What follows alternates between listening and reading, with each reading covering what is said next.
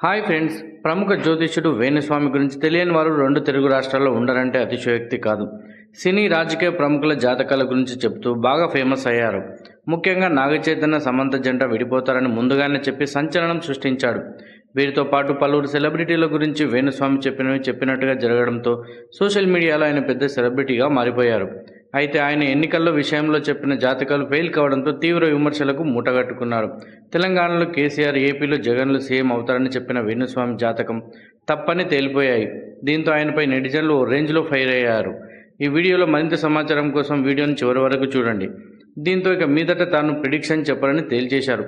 ఒక పక్కన ఆయన జాతకాలు ఫెయిల్ అవుతున్నాయని తెలిసినప్పటికీ కూడా సెలబ్రిటీలు ఆయన్ను మాత్రం వదలడం లేదు.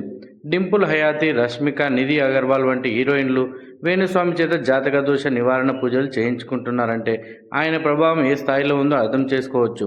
దీనిలో భాగంగానే వేణుస్వామితో పూజలు చేయించిన తర్వాత ఓ హీరోయిన్ జాతకం మారిపోయినట్టే కనిపిస్తోంది. ఆ హీరోయిన్ మరెవరో కాదు, నిధి అగర్వాల్. 2017లో బాలీవుడ్ చిత్రం మున్నా మైకేల్ ద్వారా సినీ రంగ ప్రవేశం చేసింది. బాలీవుడ్లో అడుగుపెట్టి తెలుగు, తమిళ చిత్రాలతో తనదైన ముద్ర వేసి యువతరాన్ని ఆకట్టుకుంటుంది.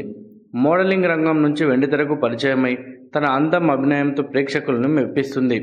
అయితే ఈ అమ్మడు కెరీర్లో ఇప్పటి వరకు సరైన హిట్ మాత్రం లేదు. స్టార్ హీరో సినిమాలు నటించినప్పటికీ హిట్ మాత్రం దక్కట్లేదు. అయితే వేణుస్వామితో పూజలు చేయించిన తర్వాత ఈ అమ్మడు కెరీర్ దూసుకుపోతుంది. ముఖ్యంగా స్టార్ హీరోల సినిమాల అవకాశాలు దక్కించుకుంటుంది.